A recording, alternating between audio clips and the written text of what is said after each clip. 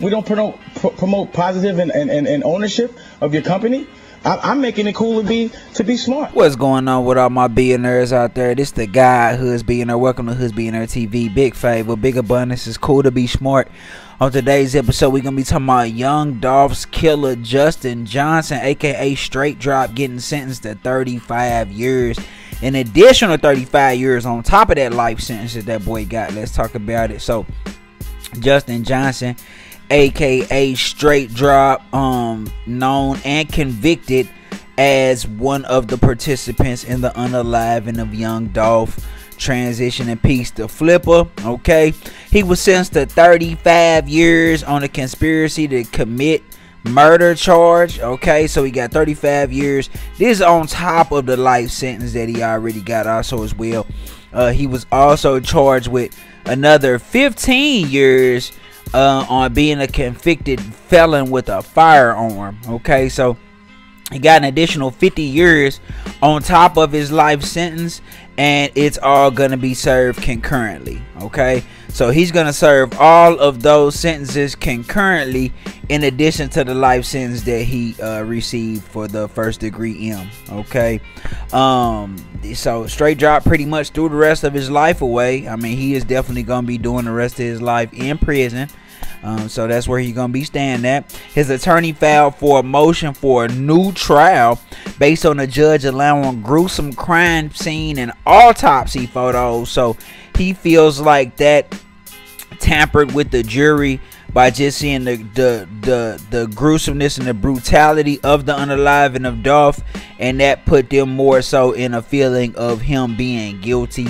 But I mean, I don't even understand. I mean, that's just something that they do once they get convicted. This man got the person that he went on the spin with. So he went on the spin mission with Cornelius Smith. Cornelius Smith already testified against him. Everything matched up, and then his own brother testified against him also as well, and everything matched up. So you have testimony from guys that were involved or helped him in some type of way, pretty much just come clean, already tell on them, and then what the evidence that they gave the police that matches up with all the evidence they already have. It's an open and shut case. So I know he probably doing that, feeling like it might be some type of way that he might get out. It's not gonna happen. Okay, Straight Drop finna be doing the rest of his life behind bars. Was it worth it? I mean, that's pretty much what he has to ask himself at this point. Now, what I'm interested in is I don't believe Cornelius Smith has been sentenced or convicted yet. And then a lot of people are still wondering what's going on with Hernandez Govan, who was the alleged mastermind who put the whole thing together. This guy's been let out on bond. Okay, this guy has been, you know, moving around doing different things to violate his bond. They still didn't lock him up. You see what I'm saying? So unless they trying to make a bigger play, which I don't even see how it would be possible for him to be out to make a bigger play now, because number one, Big Jook is gone. Okay, so it ain't no more intel you gonna get on him. Gotti not dumb, so I mean, I know he wouldn't deal with nobody who would be dealing with Gotti. That wouldn't make sense. And if he doing anything like illegally, like on the drug tip, like where he possibly could be setting up somebody on a drug bus, who would still be messing with this dude at this time? I mean, it would be obvious, it would be clear that he working with the feds. It would be clear that he, you know, he pretty much know what's going on. So I couldn't see anybody doing that. I don't know what the reason that he getting all of this freedom, these freedoms that he's getting, but he you know, he definitely be out and about. So I'd love to see what happens in regards to that particular situation. But as far as Justin Johnson, Mr. Straight Drop, that boy just got another additional 50 years put on top of that life sentence that he already got for unaliving Dolph. Okay, transition to peace, young Dolph. There's been a lot of violence, a lot of bloodshed ever since young Dolph's been unalive, man. Hopefully that can be, you know, ceased. I know it's a lot of things. I know it's going up in Memphis right now. You know what I mean? I just pray for everybody involved. I know a lot of people been talking about the CMG Rico and, You know, is it a CMG Rico coming? I don't know. All I know is they definitely were speaking up to it. They definitely kept throwing out CMG, the label. They definitely kept saying CMG, CMG, CMG. The DA, the judge. I mean, you heard a lot of people. Even the defense attorney kept saying CMG. So yeah, there's no telling what's going on, what's in the works. I mean, with all the stuff that we seeing, with all the people getting taken down by the feds, I wouldn't wish it on nobody. But if somebody told me that happened, would I be shocked by it? Of course not. You could clearly see that's what was about to happen. So I'm sure Gotti is intelligent. He gonna move smart. You know what I mean? A lot of people, like they say, said Gotti didn't have nothing to do with it. So, you know, definitely can believe that. But it's just one of them, man. Like I said, I keep going back to the Cat Williams said it, man. It's been a wild year. It's been a wild year, man. A lot of stuff then came out.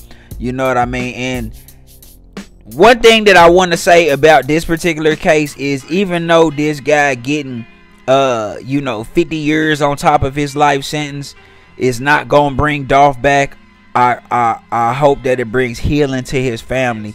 And I mean healing to Dolph's family. When I say him, I hope it brings healing to Dolph's family. Dolph kids, they gotta grow up. They gonna grow up without their father. I know they love Dolph.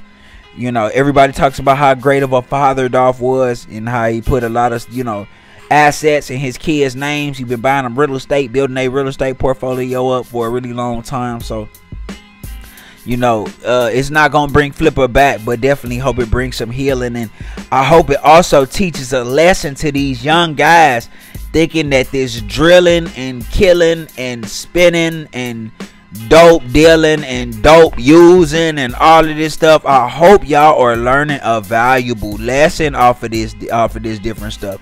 Even the immoral behavior with somebody like Diddy, like killing, spinning, drug using and abusing and selling and living an immoral life.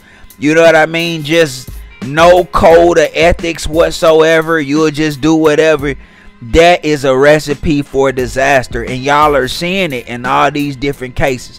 That's a recipe for disaster. That lifestyle is a recipe for disaster. Spending on your ops is a recipe for disaster. Okay? Doing dope is a recipe for disaster. Selling dope, I understand, boys out there in the streets, I understand that the illegal drug trade is always gonna be there. I am not endorsing it. It's plenty of money out here to get legally. If guys gonna do it, be smart about it. You know what I'm saying? But it's a recipe for disaster. Any top tier dope lord gonna tell you. You know what I'm saying? It wasn't worth it. It's not worth what you gotta go through. Couple years of balling, you gonna end up dead or in prison or washed up. You see what I'm saying, man? It's just time to turn a new leaf, man. So hopefully it's a wake-up call for everybody, man. And it's just time to shift the culture, man. Y'all let me know what y'all think in the comments, man. This the guy who is billionaire, big favor, big abundance. It's cool to be smart. Don't forget to like, share, subscribe. Like, share, subscribe. This the guy who is billionaire, big favor, big abundance. I'm gone.